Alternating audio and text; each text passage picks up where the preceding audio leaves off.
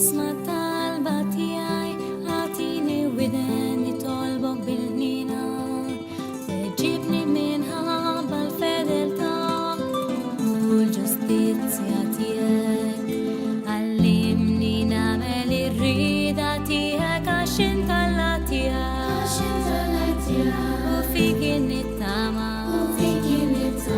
għax inti l-kien tiegħek u ruħi bilaċ għalik tikkondannax mulej għax ebda bniedem hu ġust quddiemek għax l-għadu għamel għalija tefani taħt riġlek fidlhom xeħedni namar bħal min imut għal dejjem ruħi tinfena minn ġewwa qalbi titnieħed ġewwa fija għallimni nagħmel ir-rieda tiegħek għax inti Alla tiegħek u fik nittama għax inti l-kien tiegħek u ruħi bilaċ għalik. Jien Sister Teresa nsellem lilek li qiegħda magħna għal programm ieħor tħallux qalbkom titħawwat. Il-paċi miegħek. Insejħu fostna Trinità Qaddisa bl-isem tal-Missier u tal-Iben u tal-Ispiritu Santu. Amen. Eżis semmija, l-aħħar darba bdejna nitkellmu hekk fuq personaġġ bibliku importanti ħafna hekk. Tkellimna fuq Susanna. Fil-ktieb ta' Daniel kapitlu 13 semmejna 3 personaġġi. Lil Jojakim, ir-raġel ta' Susanna raġelani ħafna, miġjub ukoll ħafna mill-poplu, pero rajna li hu raġel siket. Dan Jojakim huwa simbolu ta' Alla, li huwa siket però jaħdem favurna minn taħt. Rajna lil Susanna edna hija int kif jarak Alla u les semmejna li żewġ imħalfin li kienu mill-lar u xejn ma jimpurtom mill-liġi ta' Alla. Illum se naraw kif id-dnub se jattakka lil Susanna, kif jattakka lilek u lili. Qegħdin ġewwa ġnien, qegħdin ġewwa l-Babilonja, qegħdin ġewwa d-dinja u tibda it-tentazzjoni. Se naqra mill-ktieb ta' Daniel kapitlu 13 minn vers 6 sa vers 27. Interessanti ħafna minn kitiba l-istorja.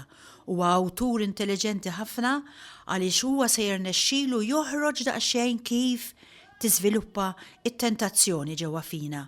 Propju qisu qed jitkellem fuqna. Isimgħu hekk anke l-kummenti jiena u naqra. Se nibda naqra vers 6. Dawn jiġifieri qed jgħid għal dawk iż-żewġ imħalfin li għedna d-darba l-oħra li huma simbolu ta' dnub, dnub li joqtol li huwa għama. Dawn kienu jmorru għand Jojakim u kull min ikollu xi kwistjoni kienu mur għandhom għall-ġustizzja. Meta f'nofsinhar in-nies kienu jitilqu Susanna kienet toħroġ tippassiġġa fil-ġnien ta' żewġha.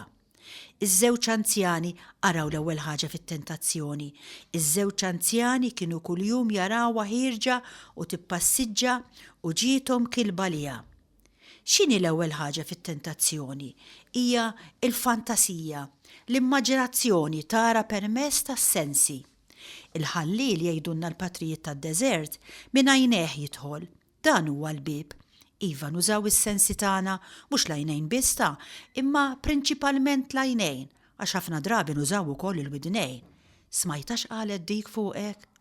Ekku, mill-widnejn jew mill-għajnejn.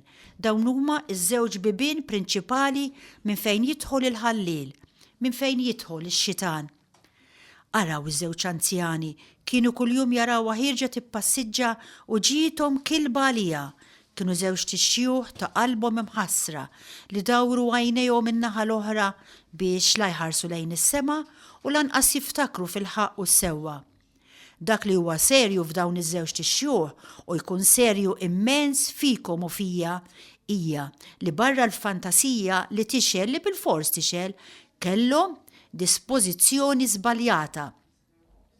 Kienu dawru għajnejhom min-naħa l-oħra biex la jħarsu lejn is-sema u lanqas jiftakru fil-ħaqq u s-sewwa. Kellhom ċertu dispożizzjoni żbaljata. Ekku kienu diġà warbu għajnejhom mis-sema, ma kienux aktar iħarsu l-fuq, kienu bdew idawru ħarsithom in-naħa l-oħra. Nittama semija li l-mulej għat ma jwassalkom għad dan l-istat, għax huwa stat perikolosissimu fejn intom għajnejkom jibdew ħarsu n-naħa l-oħra u ma jħarsux lejn is-sema. Nittama li janki fid-dnub tagħkom, anki jekk għadkom tagħmlu qabda dnubiet kuljum, però għall-anqas għajnejkom għandhom ikunu imkaħlin lejn is-sema. Nittama. Vers 10. Il-passjoni tagħhom għamietom it-tnejn, għax il-passjoni ta' mik ta' dawn ħbew li xurxin x'kien qiegħed ikiddhom għaliex sħaw jistaqarru li xtaqgħu li Susanna toqgħod għalihom. Id-dnub huwa giddib. Aktar ma kien jagħmdi żmien, aktar kienu jitbellħu biex jarawha. Araw daqsxejn kif ipinġija l-awtur, fantasija, dispożizzjoni żbaljata, kienu jitbellħu qed naraw l-ewwel frott ta' dnub. Darba wieħed mixjuh għall ieħor ejjem immorru d-dar għax sar il-ħin għall-ikel. Ma meta ħarġu u nfirdu minn xulxin, it-tnejn reġgħu lura u iltaqgħu. Ekku, qalu ħammorru d-dar, iħsib tagħhom kien li jmorru kull wieħed waħdu, wieħed telaq minn naħa u l-ieħor telaq minn l-oħra. Imbagħad marru lura bħalma naraw fil-films u sabu ruhom iħarsu lejn xulxin. Araw il-konsegwenza ta' dnub titbellaħ iġalek tikdeb għax id-dnub huwa giddib. Imma meta tnejn reġgħu lura iltaqgħu. Billi kull wieħed minnhom rid ikun jaf l-għala li ieħor reġa' lura hawn ġej tagħmel x'inqala x'ġara bdew jistaqsu. Allura kellhom juru lil xulxin il-ġibda ħażina tagħhom. Għax id-dnub huwa kattif, l-ewwel ix-xitani ġalek tikdeb, imbagħad idoqq it-trumbetti bik. Huma kellhom jinkixfu, hija umiljanti, tinkixef quddiem ieħor li inti għandek din il-kilba ħażina. Imbagħad ftehmu bejniethom li jsibu l-ħin tagħhom biex jaqbduha weħedha. Għadu mela jistennew waqt tajjeb. Kien wasal il-waqt li dawn ix-xjuħ jaqtaw ix-xewqat diaboliċi tagħhom. Ġara li darba Susanna daħlet bħas-soltu maż-żewġ bejbiet biss, kienet isħana u ixtaqet toqgħod tinħasel fil-ġnien. Ħadd ma kien hemm fil-ġnien li fiż-żewġ tixjuħ jassula bil-moħbi. Susanna qalet lix-bejbiet morru ġibuli ż-żejt u l-fwieħa u sakru l-bib tal-ġnien warajkom ħalli nkun nista' ninħasel. Dawk marru biex jagħmlu kif qaltilhom, għalqu l-bib tal-ġnien u daħlu ġewwa minn bib ieħor tal-ġenb biex iġibu kull ma ordnatilhom Susanna bla xejn ma ntebħu biż-żewġ tixjuħ li kien hemm moħbija. Issa semmija, hemm ħafna affarijiet importanti f'din il-parti tal-istorja, però jien se nipprova ngħid l-essenzjal. Kif iż-żewġ bejbiet ħarġu, iż-żewġ tixjuħ qamu u ġrew għal ħdejn Susanna u qalula ara ekku waraw id-dnub għal xiex iwaslek. Id-dnub iwaslek għall-attakk. Attakkaw lil din il-mara, attakkawha. Ara qalula, il-bibien tal-ġnien magħluqa m'hawn ħadd jarana, ara dnub, m'hawn ħadd jarana li għall-bniedem Bibliku hija l-ikbar dawwa li qatt tista' tgħid, m'hawn ħadd jarana għax il-bniedem Bibliku huwa mimli bil-preżenza ta' Alla. Qalula aħna mxen għalik, ejdinna iva u qotalina, jekk tgħid le niġdu kontrik u ngħidu li kien hawn żagħżugħ miegħek u kien għalhekk li battix bejbiet il-barra. Ekku, jalquha minn kull naħa, jew toqgħod għalina, jekk ma toqgħodx għalina, ekku, nikdbu fuqek. Susanna dritt tikkonkludiet li tinsab ġo xibka u li ma tantx tista' toħroġ minnha faċilment. Taġixxi kif taġixxi se tweġġa'. Jekk tiċċedi għax-xewqa ħażina tax-xjuħ se tikser il-liġi ta' Alla u jekk le x-xjuħ stess jixluha li rawa tiżni. U kien hemm lesta l-mewt għaliha, il-bniedem li jiżni ma' mar tajru jagħtuhom il-mewt kienet liġi. Allura Susanna tnedet tnejda minn qalba u qalet, ninsab mafusa minn kull imkien. Jekk nagħmel dan hemm il-mewt għalija għaliex għax ovvjament tkun dimbet. Jekk ma nagħmilx hekk ma neħliss minn taħt idejkom. Semmut ukoll ġifieri. Imma araw ir-reazzjoni ta' Susanna għax hija mara għalija tibża minn Alla. Qalet, imma jkun aħjar għalija ma nagħmilx dan u naqa' taħt idejkom billi nidneb quddiem il-mulej. Qed tgħid aħjar naqa' f'idejn il-mulej fil-fatt billi naqa' f'idejkom. Imbagħad Susanna għajtet għajta kbira u ż-żewġ tixjuħ għajtu iżjed minnha u wieħed minnhom mar jiġri jiftaħ il-bib tal-ġnien. Meta n-nies tad-dar semgħu lajjat fil-ġnien daħlu bġirja waħda mill-bib tal-ġenb biex jaraw Susanna x'inqalala. imma kif ix-xjuħ qalu kull gideb li rridu jgħidu, il-qaddejja stamtu għax qatt ma kien instema' jingħad kliem bħal dan fuq Susanna. Ekku, hemm żewġ affarijiet li jiena nixtieq noħroġ minn dan il-fatt eżis semmija. L-ewwel nett, it-tentazzjoni. It-tentazzjoni għandna biex ingħidlek 4 passi li tridu toqgħodu attenti għalihom. L-ewwel pass huwa il-fantasija. Ekku, ħsib li jiġik f'moħħok, kelma li tisma' stampa li rajt, recording ta' xi ħaġa li inti għamilt snin ilu. Il-fantasija tixel, toħloq ekku television ġo moħħok. Din il-fantasija però ilha ħaġa, sissa m'hemm xejn ħażin, hija normali biex ngħidlek. Il-ħażen jibda mat-tieni pass, meta inti tibda tomoda, tibda ssebbaħa, tibda tagħtiha l-kulur, tibda tkabbara. Iva niftakar x'għamilt. Dik għaliex qalet hekk. Kemmi sabiħa din l-istampa, mank, ekku tomoda, tibda ssebbaħa. Dan it-tieni pass. It-tielet pass meta inti tgħid iva, għax jiġi mument meta inti m'intix iktar in control, għax iktar ma inti tħalli l-fantasija, iktar ma tomod, jasal mument meta inti bil-fors ikollok iċċedi. Dan meta inti jkollok ballun, għandek niżla u jibda nieżel. Jasal mument inti ma tistax iġġibu lura. Jew bħal meta tkun tgħum il-baħar, twaddab il-ballun jekk jaqbdu l-kurrent, u mbagħad tista' mhux tgħum għalih għax qabdu qablek il-kurrent. U l-istess, jekk inti ma toqgħodx attenta fuq l-ewwel pass, fuq it-tieni pass, jiġi mument li bil-fors tgħid iva, ma tistax tgħid le. Ix-xitan ikun rigbek, iva rigbek, ekku, it-tielet pass. U r-raba' ħaġa naturalment, id-dnub ikaxkrek għall-azzjoni. Int sirt il-sir tiegħu. Huwa jikmanda issa, inti l-pupu, sirt il-sir fidejn l-arkużin. Dawn huma l-4 passi għat-tentazzjoni, il-fantasija, tomoda, konsens, tejtiva, imbagħad id-dnub immexxik għall-azzjoni. Imbagħad tiġi l-5 ħaġa, tiġi il-konsegwenza ta' dnub li huma konsegwenzi diżastrużi dejjem anki dnub li tagħmel waħdek għax iwasslek għal gideb, għal qtil, għal bluwa tgħidilna l-Iskrittura. Din naħseb jien li sbaħ kelma, id-dnub jagħmel minnek raġel mara iblaħ bela. Tibbies, id-dnub jeqret fil-veru sens tal-kelma. Alla ma jridniex nidimbu, mhux għax id-dnub jagħti fastidju lilu ta', imma għax jagħti fastidju lilna u Alla ma jixtieqx jarana mbagħtu. Dan huwa l-motiv li Alla jgħidilna biex ma nidimbux. Għalhekk int li qed tisma', dur lejh u għejdlu, intaf li jiena ma nixtieqx nidneb, mulej, enni inti. Din għandha tkun it-talba kostanti tagħkom. Intaf li jiena ma nixtieqx nagħmel hekk mulej, enni inti please. U tibżax, il-mulej jismakom, xi minn daqqiet iħallikom tistennew bħalma se naraw, però dejjem jismakom żgur. Dak li huwa importanti wkoll ħaġa li tista' tgħinkom ħafna hija li intom toqgħodu attenti fuq l-ewwel pass, fuq il-fantasija u fuq it-tieni pass ukoll. Toqgħodux tomodu għax malli tibdew tomodu il-battalja tkunu tliftuha. Jiġik ħsieb bil-kalma kollha, m'hemmx għalfejn tippanikja ma ġara xejn, armih il-barra, kun deċiża. Dak li l-għadu jitfa' fil-moħħ tiegħek armih u bil-grazzja ta' Kristu tibqa' nadifa. Importanti nkunu kalmi, però deċiżi. Huwa proċess li l-mulej żgur jagħtina is-sapport tiegħu.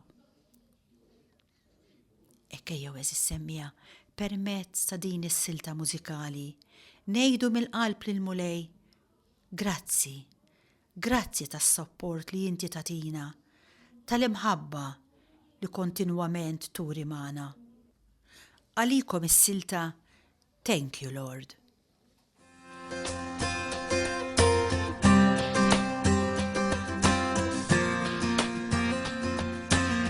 The Bible says it's a good thing to give thanks to the Lord. Amen.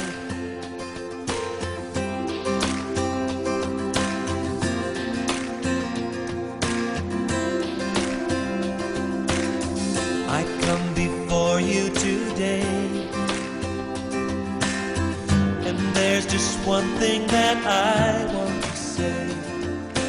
Thank you, Lord. Thank you, Lord,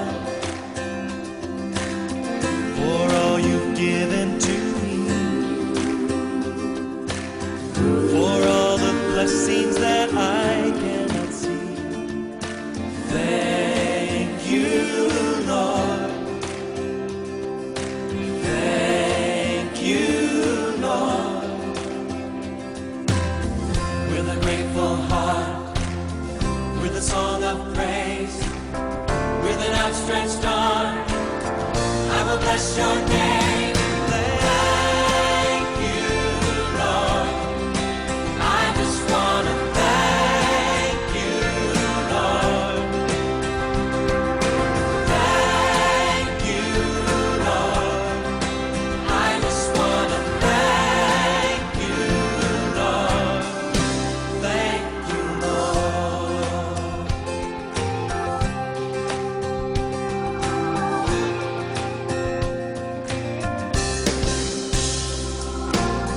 For all you've done in my life, you took my darkness and gave me your light. Thank God. Thank you, Lord. Thank you, Lord. You took my sin and my shame.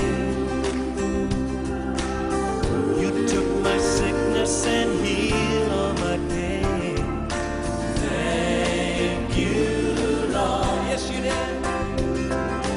Thank you, Lord.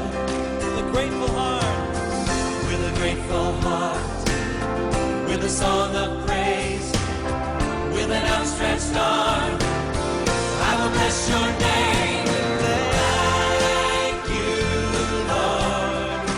I just want to thank you, Lord. Thank you, Lord. Thank you, Lord. I just want to thank you, Lord. Thank you, Lord. Oh, thank you, Lord.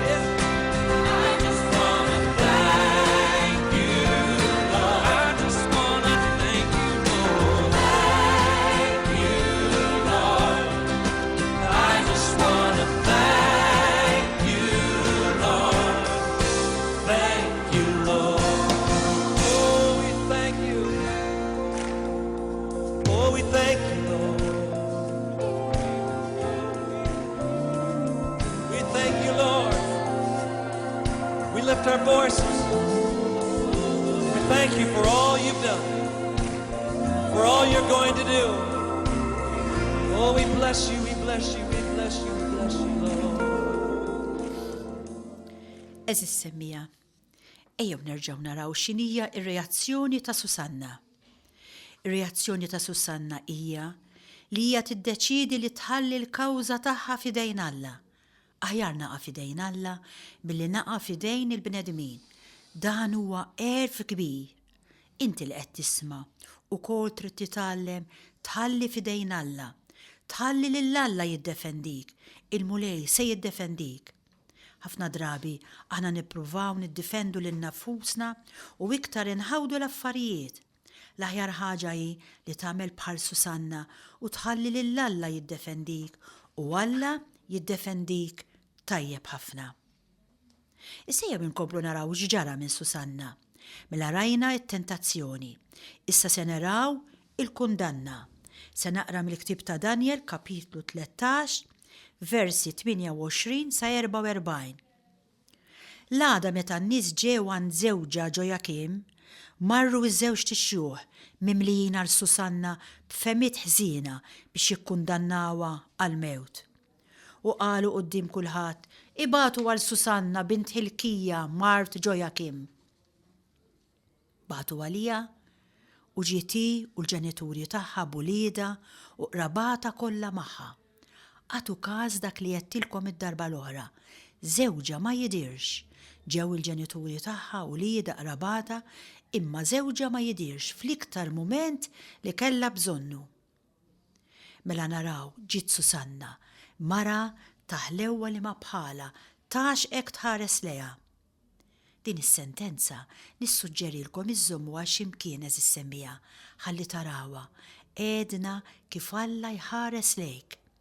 Alla iħares lejk u jarak mara raġel taħlewa li ma bħala u jitaxxa iħares lejk. Iktiba x'imkien fejn tidher, vers 31. Alla jieħu pjaċir iħares lejk. Mela Susanna ġiet b'wiċċa mistub velu, imma dawk il-misħuta ordnaw li jitneħħila dan il-velu biex joqogħdu jpaxxu għajnejhom biżbuħita ara x'kattiverija dnub, Nisa u daw kollha li rawa qabdu jibku. Iż-żewġ tixjieħ ħarġu fin-nofs u qiegħdu jdejhom fuq rasa hekk kif soltu jagħmlu x-xhieda. Id-dnub jakkuża. L-ewwel ippruvaw iwaqqawha, imbagħad jakkużawha. Id-dnub hekk jagħmel, l-ewwel iwaqqek, imbagħad jakkużak.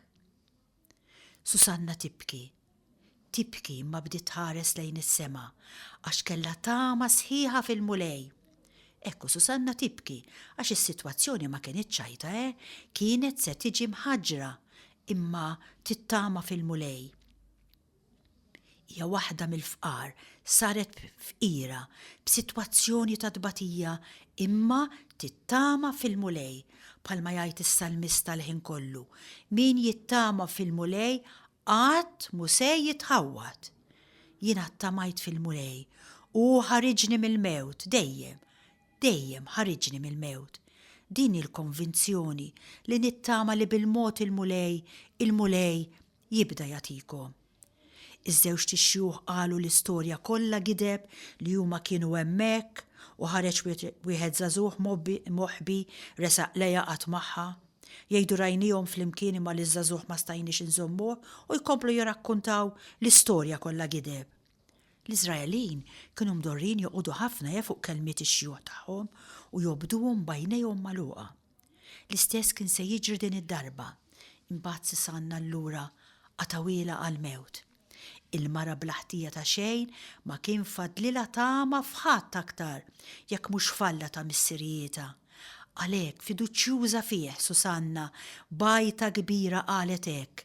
Vers 42. Alla ta' dejjem, inti li tara kull ma hu moħbi, li tkun taf kull ħaġa qabel ma sseħħ. Inti taf li dawn taw xhieda falsa kontra tiegħi. Ara, issa jiena semmut u minn dak kollu li fil-ħażen tagħhom qalaw fuqi jiena ma milċejn. Ekku qalet jiena semmut imma jiena innoċenti.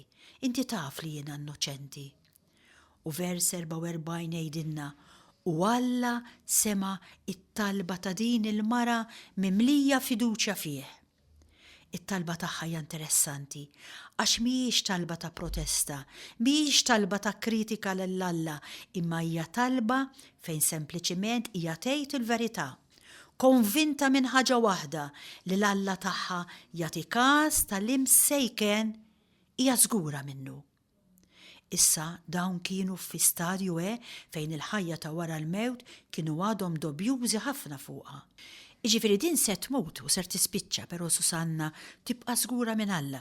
Mhux qed tittama li tmur il-ġenna, dak iż-żmien il-ħajja fid-dinja l-oħra kienet għadha ħafna skura.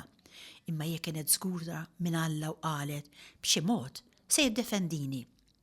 Interessanti ħafna hekk Susanna, mela hawn għandna 3 atteġġjamenti importanti. Għandna dnub, donna l-arroganza tirbaħ, id-dnub li huwa qattil kif qedtilkom, għandna lil Susanna żgura minn dan Alla li Alla żgur se jiddefendija b'xi mod, jiena mmut imma jiena innoċenti, ebda kritika, ebda kundanna, ebda tajjira viżavi Alla le, mhux dak l-atteġġjament tagħha. U Alla assenti, importanti, Joachim mhux hemm, Alla siket. Kemm importanti nirrepeti li jintom titalmu tgħixu ma dan Alla siket, titalmu tgħixu ma dan iskiet. Jekk tridu tgħixu ferħanin nisimgħu minni italmu għejxu ma dan Alla siket.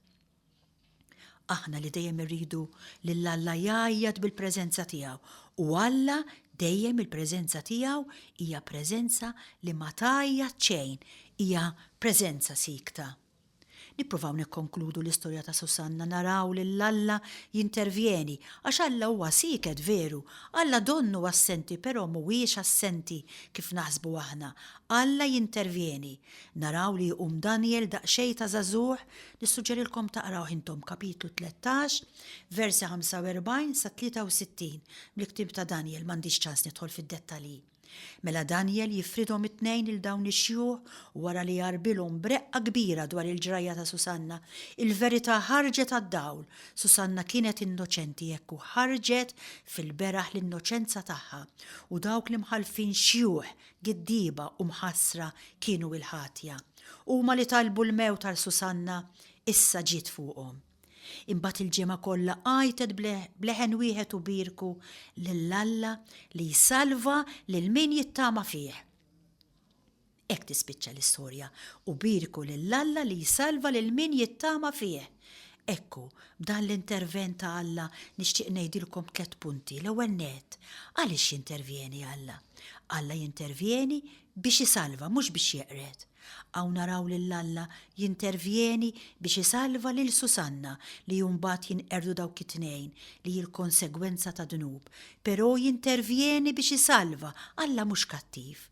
Alla jintervjeni meta jritu, però b'ħafna intelligenza, għax il-waqt tiegħu huwa dejjem l-aħjar, il-waqt tiegħu huwa dejjem l-aħjar. Eżis semmija. U allura ekku, naħseb jiena l-unika konklużjoni sabiħa ta' din l-istorja ta' Susanna hija: ejjew nitalmu nistennew. Alla huwa fidil fil-mument ta' dlam tagħkom, fil-mument fejn ġo jakim tagħkom, dan ir-raġel li jettilkom jieħu pjaċir jitaxxaq magħkom, dan ir-raġel li bħalma jettilkom jarakom daqshekk sbieħ. Ekku ma ġara xejn jekk idum ftit, tippanikjawx, tinkwetawx. Inħallu fideh u bħal Susanna nitalmu, nafdaw u nistennew. Alla huwa siket veru eżis semija, però jaħdem u fidil fil-mument ta' dlam tagħkom. Afdawh. Insellem lilek li kont magħna għal dan il-programm. Il-paċi miegħek. Mulli jisma' talba tiegħi ħatini widen nitolbok bil-ħnina, ġibni minħabba l-fedeltà u l-ġustizzja tiegħek. Allimni nagħmel ir-rieda tiegħek għax inta Alla tiegħek u fik nittama għax int il-ken tiegħek u ruħi bilaċċ għalik. Tikkondannax mulej għax ebda bniedem